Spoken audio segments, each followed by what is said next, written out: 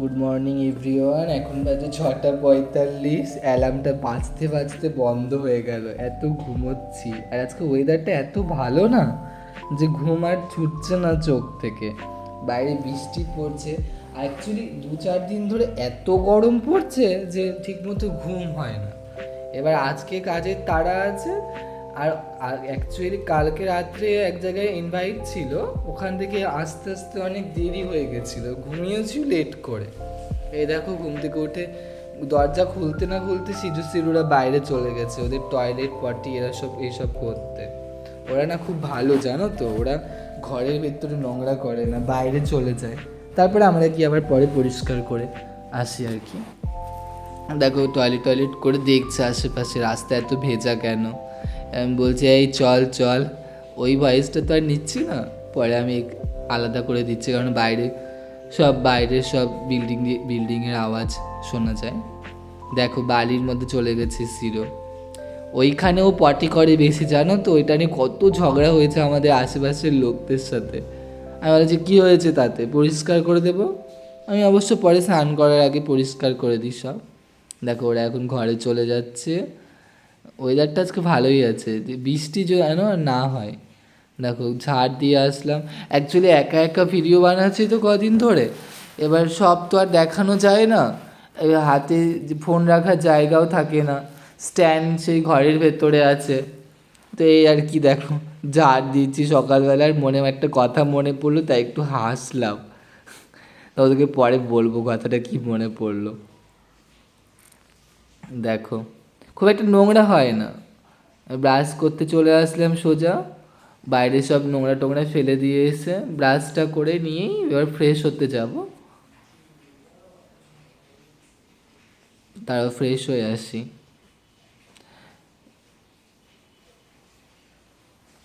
দেখো আমি একদম পুরো ফ্রেশ হয়ে গেছি গামছা পরে। এবার ঠাকুর ঘরে যাব, ঠাকুরকে তুলতে হবে। রোজ রোজ হয় না সময়, যখন হয় তখন করি আর কি। গোপাল সোনারা বসে আছে, দেখো দর্শন করো।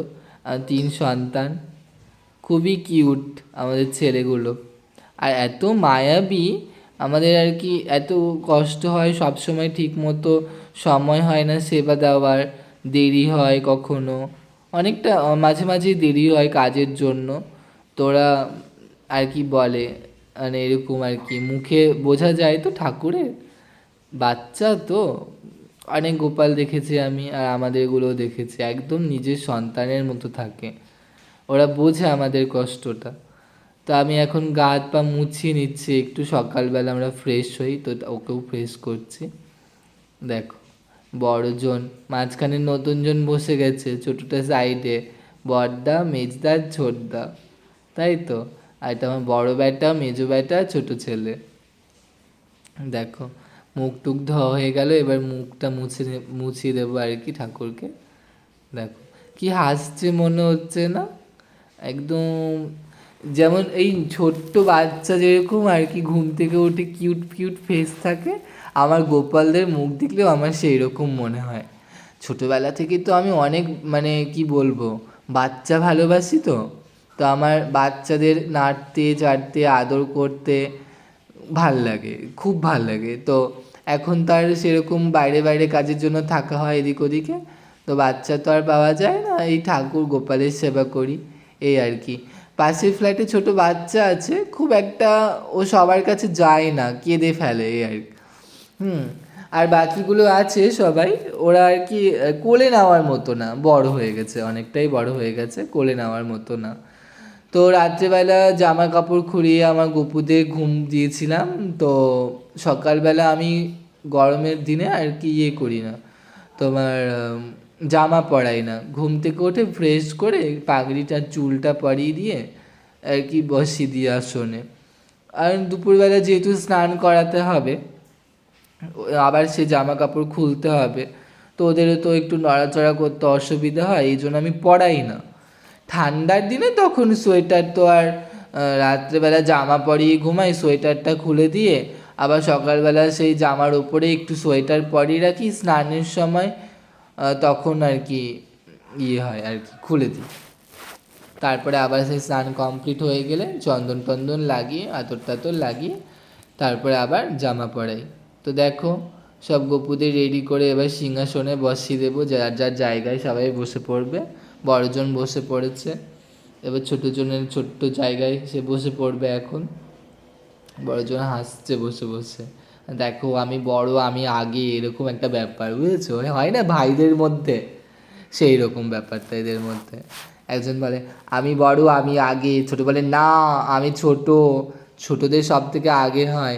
আর মেজোজন তো শান্ত, উনি বলে ঠিক আছে ঠিক আছে, আগে হলেও সে পাবে আদর, পরে গেলেও সে আদর পাবে, মাঝখানে থাকলেও সেও আদর পাবে, তিনজনকে সমানভাবে আদর করা হবে। ছোট মেজোজন ওই জন্য খুব চালাক, কিছু বোঝে বলে না বুঝেছো, আমি তো বুঝি, এই আর কি। দেখো আমাদের সব তিনজন তিনজনের জায়গায় বসে পড়েছে, বাঁশি নিয়ে নিয়েছে হাতে। তো তোমাদেরকে একটু গান শোনাই। আমার গানের গলা যদিও বা ভালো না, তো একটু শোনানোর চেষ্টা করছি আর কি। সামুদার সন লাগি রাধা কাঁধে, ভুল হয়ে গেল, দাঁড়াও আবার একটু শোনাচ্ছি। সামুদার সন লাগি রাধা পথে পথে ফেরে, তুমি কি এতই পাষাণ ধরা দেবে না রাধারে। শ্যামেরও নাম নিয়ে যা, তারি নামে গান গেয়ে যা, শ্যামেরও নাম নিয়ে যা, তারি নামে গান গেয়ে যা, বলো শ্যাম শ্যাম শ্যাম, বলো রাধে রাধে নাম। জানি ভালো হয়নি, অনেকেই হাসবে কমেন্ট বক্সে গিয়ে, তাও একটু শোনালাম। দেখো এবার আমার গপুদের একটু খেতে দেবো। সকালবেলা বাতাসা মিছরি এইসবই দেওয়া হয়, তো আজকে বাতাসা দিয়েছি। এবার তুলসী পাতা দিতে হবে, কারণ গপু না তুলসী পাতা আমাদের ভোগে, গপুর ভোগে দিতেই হয়, তুলসী ছাড়াও ভোগ পছন্দ করে না। এবার অনেক সময় হয় কি, এই শীতের সময় তুলসী পাতার গাছ অনেক গাছ পেয়ে যায়, আর অনেক পাতা থাকে না, ঝরে পড়ে যায়, তখন কি করবে, পাতা ভালো করে শুকিয়েও রাখতে পারো, বা তুলসী মঞ্জুরি সেটাও তুমি আর কি ভালো একটা কৌটোতে বা ক্যারি ব্যাগে ভরে রাখতে পারো, ওই ভোগের সময় ভোগের ওপরে দিয়ে নিবেদন করতে পারো।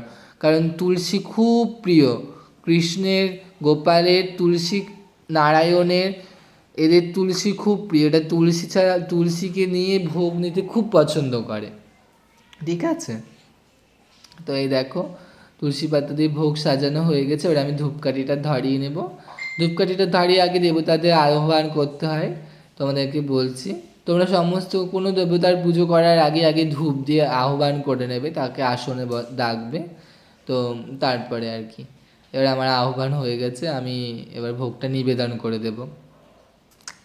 তো আজকে ব্লগটা বেশি দূর করব না, এই ভোগ নিবেদন করেই আমার ব্লগটা শেষ হয়ে যাবে, তারপরে প্রণাম করে নেব।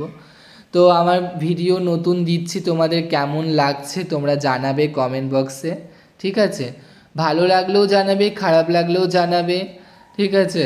তো ভালো খারাপ হলে আরও ভালো করার চেষ্টা করব।